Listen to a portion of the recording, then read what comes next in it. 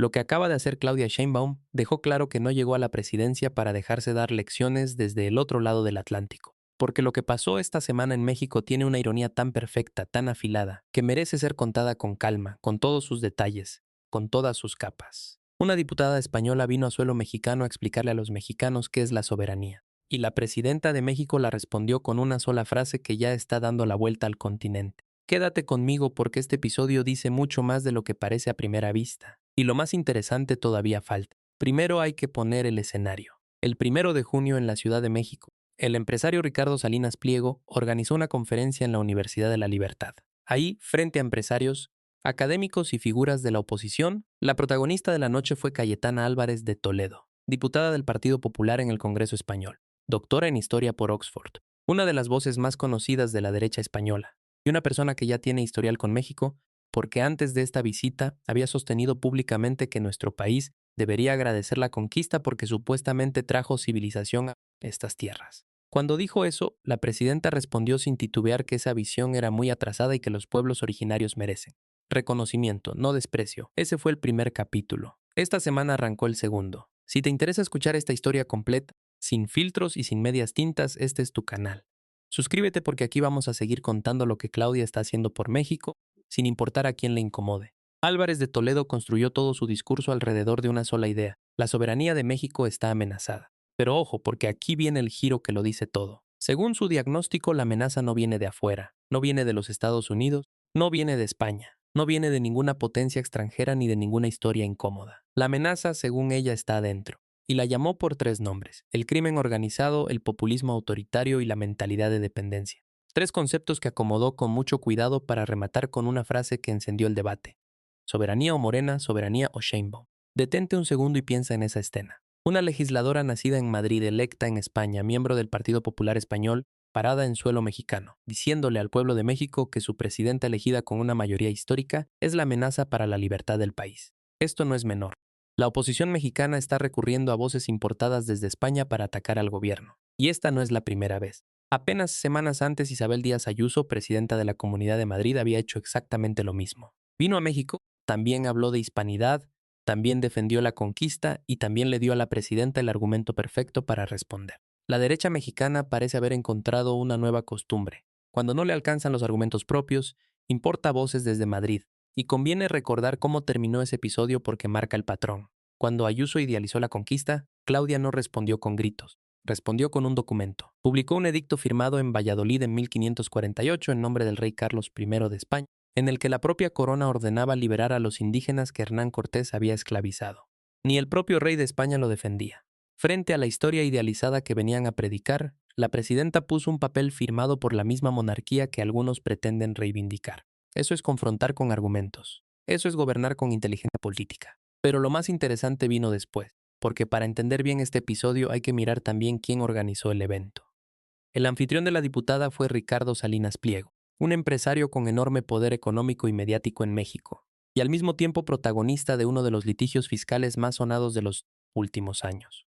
La Suprema Corte de Justicia de la Nación resolvió en su contra de forma categórica. El 13 de noviembre de 2025, desechó por unanimidad 7 de los 9 amparos que Grupo Salinas promovió contra créditos fiscales de Electra y Televisión Azteca. Y el 5 de marzo de 2026 desechó los 2 recursos restantes, cerrando un total de 102 recursos interpuestos en 5 años. El máximo tribunal del país los rechazó todos. Pongan eso en contexto. El empresario que organiza una conferencia sobre soberanía y sobre la mentalidad de dependencia es a la vez la persona en el centro de una batalla larga por no cubrir lo que las autoridades fiscales y la Suprema Corte determinaron que debe cubrir.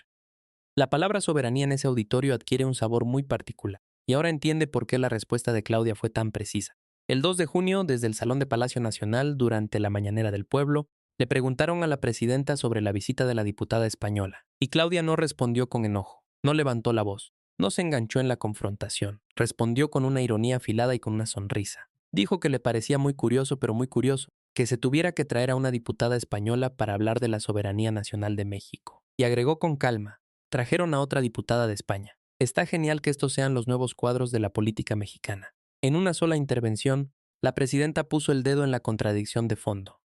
Si la oposición necesita importar a una legisladora extranjera para explicarle a los Mexicanos, ¿qué es la soberanía? Lo que está confesando es que no logra sostener esa conversación con la sociedad por sí misma. La soberanía es la capacidad de un pueblo para decidir su propio destino.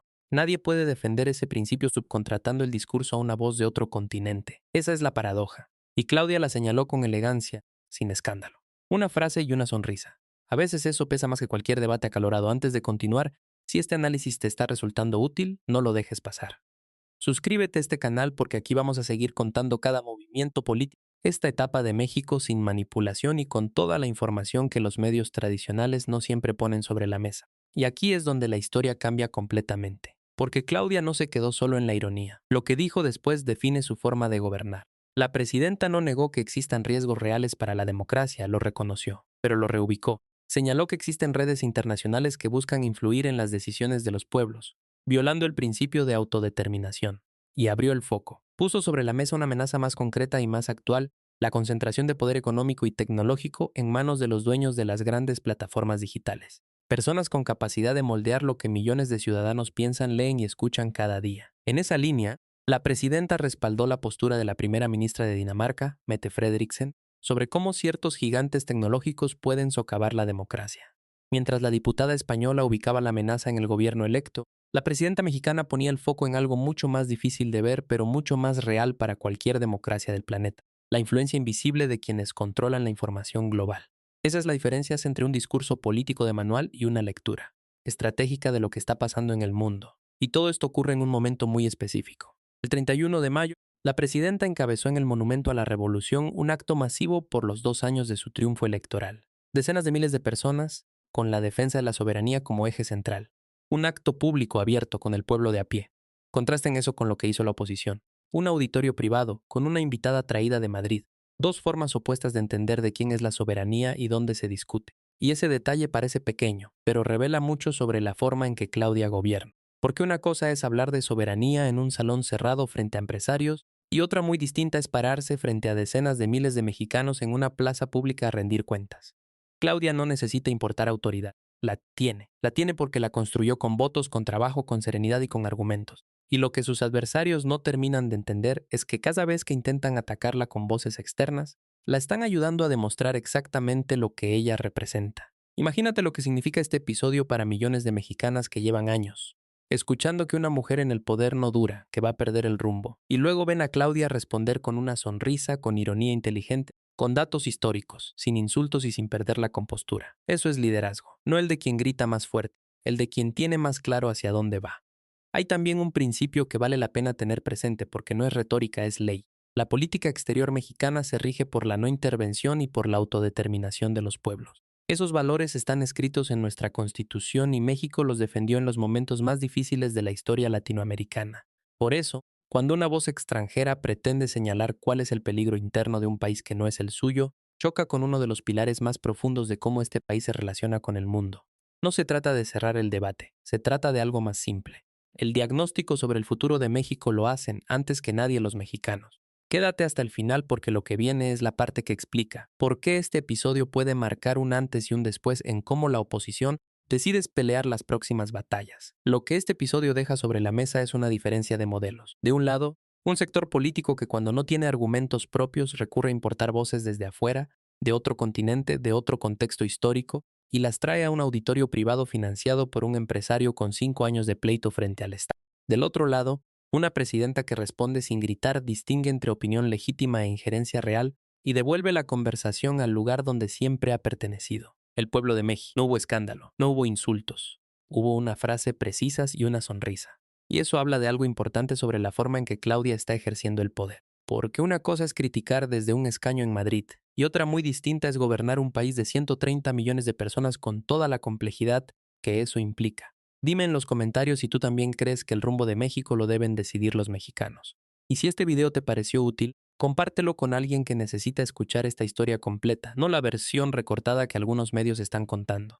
Al final, esto no se trata solo de una escaramuza política más. Se trata de entender quién tiene el derecho de definir el destino de México. Si son los mexicanos que salieron a votar con una participación histórica en 2024, o si son las voces que llegan desde otros países, invitadas por quienes perdieron esa elección y siguen sin aceptar el resultado. Claudia ya dio su respuesta. y la dio con la serenidad de quien sabe exactamente dónde está parada. Cuéntanos en los comentarios tu punto de vista, comparte este video con quien necesita escuchar la otra cara de esta historia y suscríbete a este canal, porque aquí vamos a seguir contando cada paso de Claudia y cada movimiento de esta nueva etapa para México, sin miedo y sin filtros.